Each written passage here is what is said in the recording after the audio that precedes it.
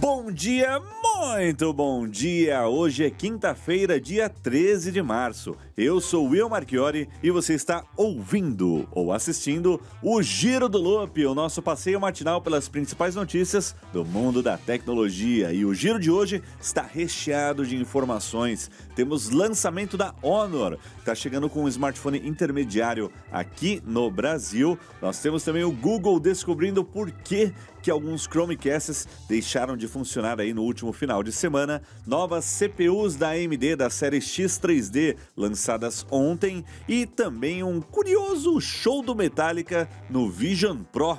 Não sei pra quê, mas eu vou comentar sobre isso e muito mais depois da nossa vinheta. Então se prepara e bora girar!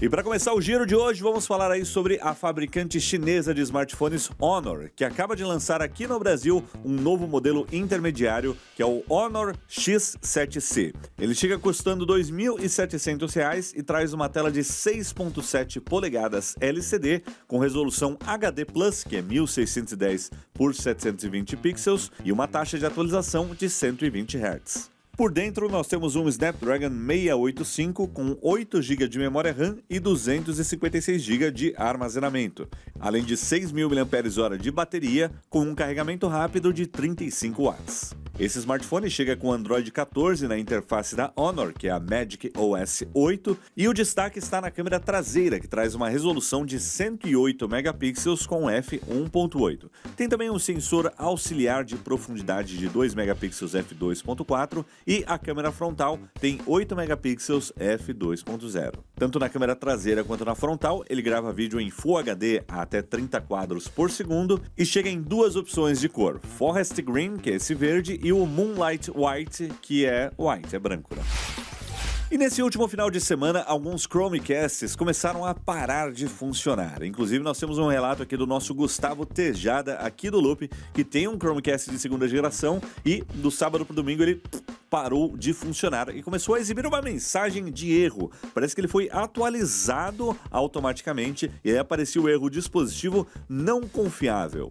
E depois de alguns dias com esse erro aparecendo na tela, o Google finalmente disse que identificou qual é o problema. Mas por enquanto não tem uma solução disponível. O pessoal que tem um Chromecast de segunda geração segue com esse erro aí de dispositivo não confiável. Esse pronunciamento foi feito pela equipe de suporte da divisão Nest do Google em um dos fóruns, dizendo que finalmente localizaram o culpado por trás dessa bagunça nos Chromecasts e também nos Chromecast áudio de segunda geração. Porém, foi uma atualização meio vaga porque eles não disseram exatamente o que aconteceu, não deram detalhes sobre o que rolou. E eles também mantêm a contraindicação de uma redefinição de fábrica, ou seja, estão dizendo para que os usuários não resetem o dispositivo, senão ele poderá ficar bloqueado para sempre. E por mais que o Google não tenha dado uma explicação clara sobre o que aconteceu, segundo relatos e relatórios de usuários que foram afetados por esse problema, parece que tudo está relacionado a uma validação de autoridade de certificação expirada. E aí isso causou todo esse caos aí e inutilizou os Chromecasts de segunda geração. Essa é uma etapa de segurança essencial e por enquanto seguimos sem uma solução, apenas aguardando. Mas comenta aí se você foi afetado por esse problema. E agora bora falar sobre TikTok. O TikTok anunciou nesta semana novos recursos de controles parentais para tentar ajudar a reduzir o tempo que adolescentes passam na plataforma. Aí que ponto chegamos, né?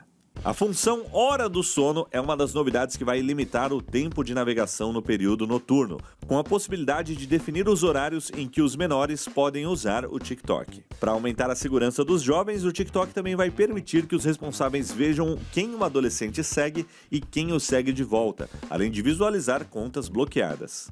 E como complemento à Hora do Sono, o TikTok também anunciou que vai testar nas próximas semanas um exercício de meditação. Pois é, mais um esforço para tentar recuperar a saúde mental dos adolescentes que anteriormente foi destruída pelo próprio aplicativo, né? Isso é tipo vender um maço de cigarro com um limitador de bituca. Continua fumando, mas vai fumar um pouquinho mesmo, mas continua, tá? E ainda falando sobre essa relação de adolescentes com as redes sociais, aqui no Brasil, o nosso governo federal lançou um guia com recomendações sobre o uso de celulares e outros dispositivos por crianças e adolescentes. O documento lista orientações para familiares, cuidadores e educadores, alertando para os riscos associados ao uso precoce e excessivo de dispositivos digitais. Além de recomendar que crianças com menos de 2 anos não usem telas e aparelhos digitais, o guia orienta que crianças com menos de 12 anos não devem possuir aparelhos smartphones próprios e que, quanto mais tarde se der a posse ou aquisição de aparelho próprio, melhor. Eu não discordo, mas eu acho que depende do tipo de aparelho, né? Porque na minha época a gente tinha um Game Boy e tava tudo bem. Imagina a criança chegar com Game Boy antigão, Game Boy Pocket, todo mundo com celular, tela colorida, retroiluminada, e a criança ali com o Game Boy, aquele cabinho que dava uma voltinha com uma luzinha para iluminar a tela, sabe? Na volta da escola para casa, você tinha que ficar mirando na luz do poste assim para jogar. E sobre o uso de dispositivos eletrônicos, aplicativos e redes sociais durante a adolescência, a sugestão é que seja feito com acompanhamento familiar ou de educadores. Para as escolas, as sugestões incluem avaliar criteriosamente o uso de aparelhos como celulares ou tablets para fins pedagógicos na primeira infância, evitando seu uso individual por estudantes. E por fim, o documento também cita outros temas como cyberbullying, deepfake, exploração sexual online e jogos de aposta. E se você quiser ver esse documento com mais detalhes, ele está aqui na descrição desse episódio.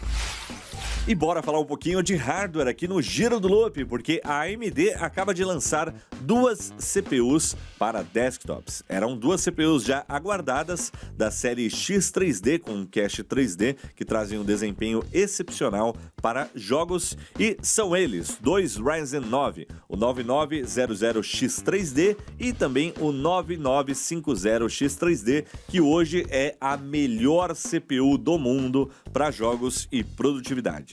Essa série X3D faz parte da arquitetura Zen 5 e traz o diferencial da tecnologia de V-Cache em 3D de segunda geração. Nós já tínhamos no mercado o Ryzen 7 9800X3D, que é uma das melhores CPUs para jogos. E agora nós temos esses 2 novos modelos que basicamente trazem uma contagem de núcleos maior.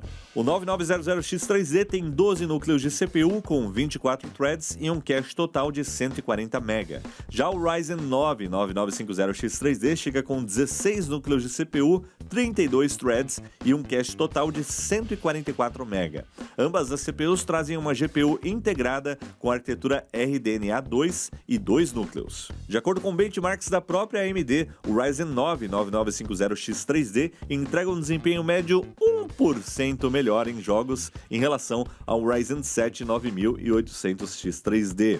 E de fato, essas 2 CPUs elas não têm muita diferença quando o assunto é desempenho em jogos. O 9800X3D é hoje uma das melhores CPUs no mercado, em especial no custo-benefício para quem quer extrair o máximo de desempenho nos jogos. Só que com apenas 8 núcleos, ela não é tão boa para combinar esse desempenho em jogos com produtividade. É aí que entra o 9950X3D, que vai entregar esse mesmo desempenho nos jogos e não vai ficar atrás quando o assunto é produtividade, já que traz o dobro de núcleos em relação ao 9800X3D. Então é isso, quero testar. Bora montar uns PCs no loop também com essas CPUs, hein? E para encerrar o giro de hoje da série Rolê Aleatório, vai rolar um show do Metallica no Vision Pro, para 6 pessoas poderem assistir. A Apple e o Metallica se uniram para trazer uma experiência gratuita e imersiva de um dos shows da banda no Apple Vision Pro. A partir do dia 14 de março, os 6 donos do headset poderemos assistir a apresentações ao vivo de um dos shows da turnê mundial M72 do Metallica que rolou no ano passado na Cidade do México.